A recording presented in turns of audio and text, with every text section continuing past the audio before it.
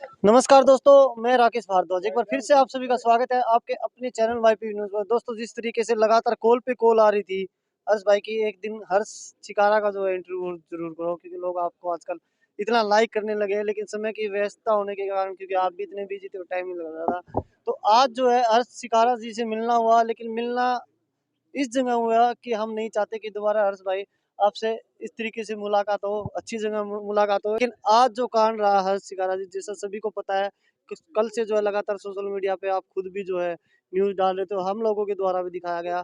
SC ST act एक ऐसा मामला कि एक ऐसा हथियार बन चुका है जिसका जिस पे मन करता है वो तुरंत लगवा देता है। हर्ष शिकारा भाई, उसी मामले में आज यहाँ ना हुआ, तो क्या कुछ अंदर जो है, क्या कुछ पूछताछ की गई और क्या इस केस में रहा?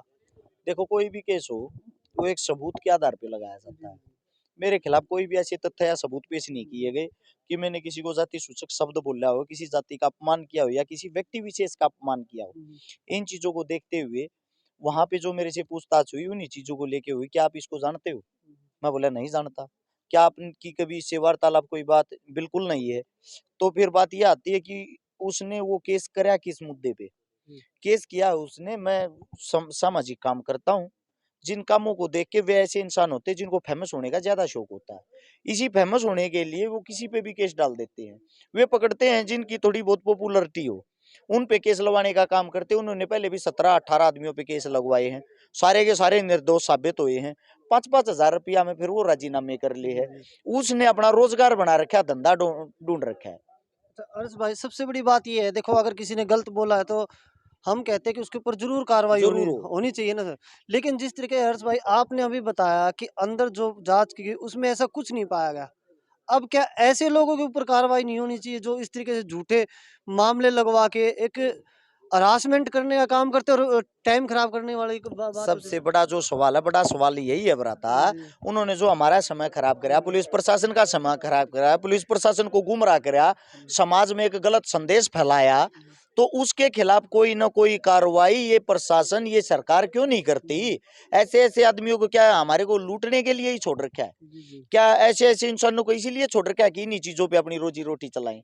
वो 40 वर्ष की उसकी उम्र होली है, अपने आप को छात्र नेता बताता है, हाल फिलहाल भी यूनिवर्सिटी के अंदर रहता है, अम्बेडकरवादी बताता है। अम्बेडकर के एक भी गुण नहीं उसमें। जी, कम से कम भले मानस आपको ये तो सोचना चाहिए आप किसके ऊपर केस कर रहे हो, कहाँ से आप फेमस होना चाहते हो। मैं ये चाहता हूँ सरकार और प्रशासन से हाथ जोड़ के मेरी एक विनती है, एक अरदास है, ऐसे ऐसे आदमियों को दोबारा से थाने के अंदर बुला के उनके ऊपर एफआईआर करी जाए। आपने हमारा समय खराब करा है, आपने हमारे को भ्रमित किया है। अच्छा हर्ष भाई, क्या इस मामले में फिर से थाने के अंदर पहुंचना पड़ेगा या बिल्कुल इस मामले से जो है क्लीन चिट मिल गई है? भाई साहब, अगर वो कोई सबूत पेश कर पाता तो दोबारा से फिर आना पड़ेगा, जी, जी, और जी। सबूत वो पेश नहीं कर पाएगा तो इसका मतलब मेरे को दोबारा शायद नहीं आना पड़ेगा। लेकिन फिर भी पुलिस प्रशासन किसी भी वक्त मेरे को बुलाती, मैं चोर नहीं हूँ, मैं जरूर आऊंगा। हर्ष भाई, और भी बहुत सारे मुकदमों का आपने भी जिक्र किया और हमने भी सुना। कल फिर सोनीपत के अंदर शायद कोई ना कोई फिर हाँ, वो से कोई जमा। सरकार की तरफ से ही प्लॉट कब्जाने का मामला है, जिसका प्लॉट मैंने कब्जा रखा है, जो खबर उन्होंने बना रखी ना, तो मैं प्लॉट वाले को जानता हूँ, ना ही मेरे को ये पता वो प्लॉट कहाँ है, मैंने कब कब्जाया, कैसे कब्जाया। ये सिर्फ वही आते कि जो हरकतें हैं, ये जो हमारी सरकार है, सरकार ऐसे ऐसे अपने इनको नुमाइंदों को पेश करती है एक बदनाम करने के लिए, क्योंकि उनको ये नजर आ रहा है इस लड़के को कैसे न कैसे तोड़ने की कोशिश करो। इसके अंदर चोरी का, जारी का, नशे का कोई ऐब नहीं, ये वैसे कहीं पकड़ा नहीं जा रहा, तो इसको कैसे तोड़ा जाए?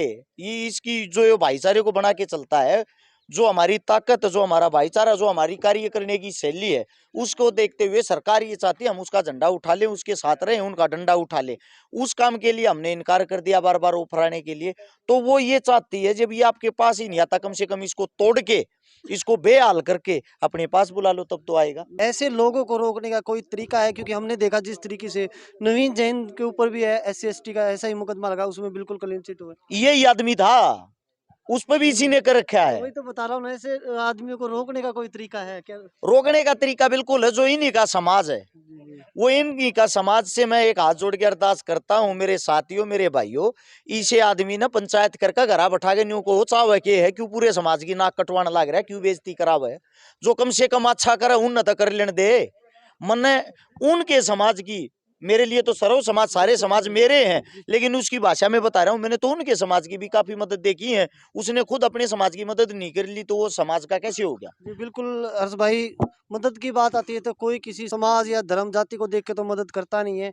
तो दोस्तों ये थे हर्ष शिकारा जी हमारे साथ, लगातार आप इनको देखते हुए रहते हो जिस तरीके से समाज हित के कार्यों के लिए लगातार लड़ते रहते हैं और लोगों की मदद करते रहते हैं। तो एक वीडियो को ज़्यादा से ज़्यादा शेयर करें, और हर्ष भाई इसी तरीके से उम्मीद करते हैं आगे भी जो है समाज सेवा आप कर रहे हो और करते रहो। भाई साहब धन्यवाद आपका।